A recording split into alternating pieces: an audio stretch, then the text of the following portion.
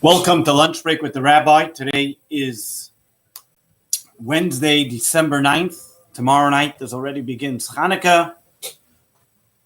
As we get ready for the special time of the year, a happy time of the year, a time where we illuminate the darkness every single day, adding a light. Starting from tomorrow, we'll be starting our discussions, and every day looking at another insight into the Hanukkah miracle and its reflection on what we and how we look at things in life.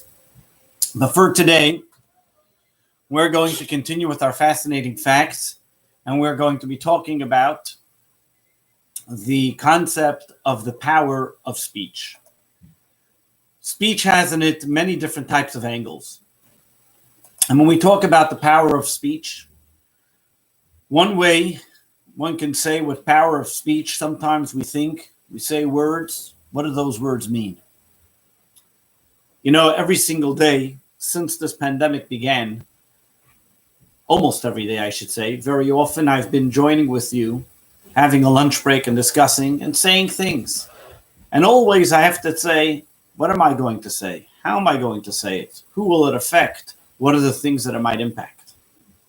There isn't a person in this world who hasn't been impacted by something that was said to them or about them, whether to the positive or the negative. If you think back to the teachers who were most impactful and left the greatest impression on you, were those people that either they told you words of encouragement and told you what you could be, or things that you would be, or things that you won't be, and you stood up to, despite what they said, show them who you are. Words are very powerful.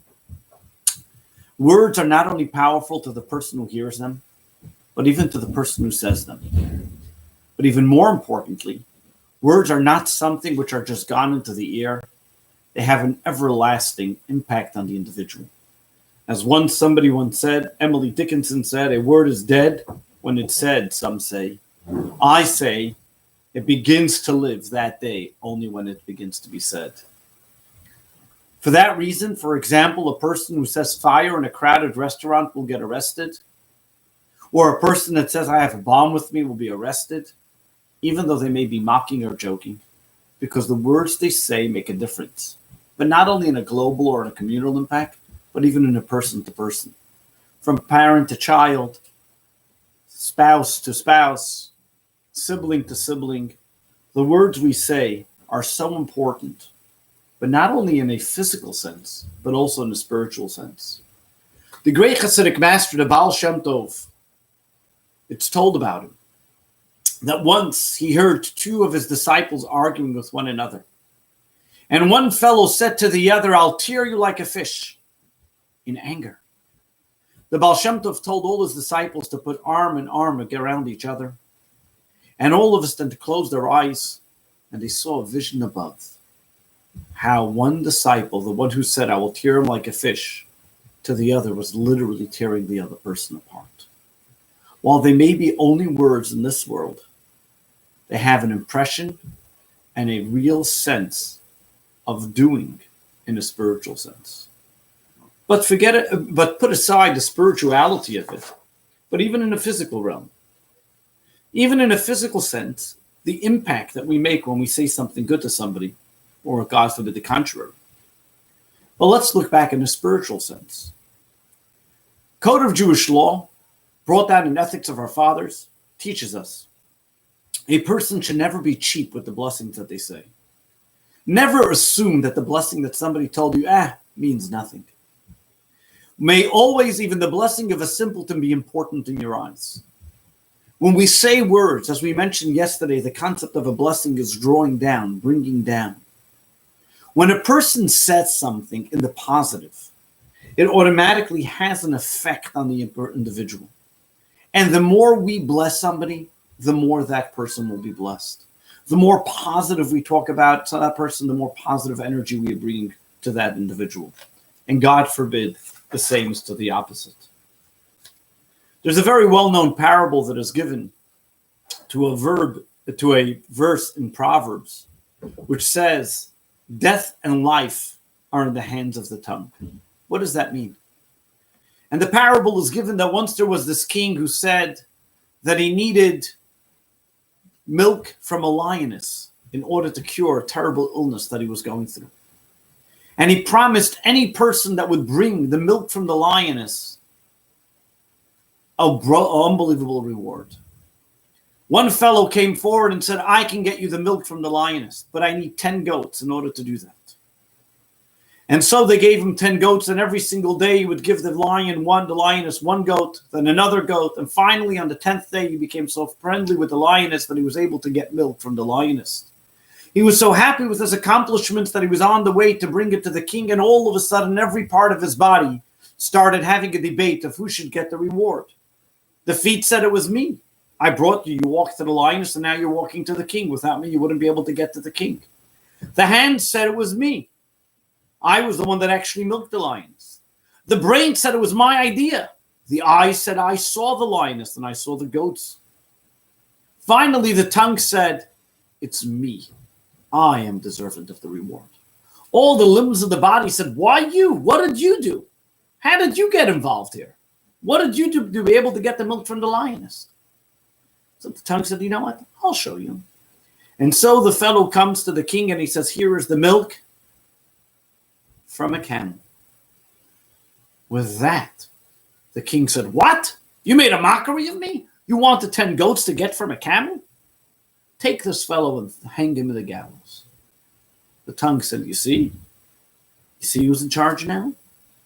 And quickly he changed his mind and said, yes, it was a lioness. The tongue was the one to be the deciding factor between life and death of this individual. The same idea is also brought in Judaism, that one shouldn't even curse a deaf person, whether he doesn't hear it. Sometimes we think we say words, big deal, who's going to hear them? What's the difference? Regardless, the words that we say have an impact even if nobody hears them. Even more so if somebody hears them.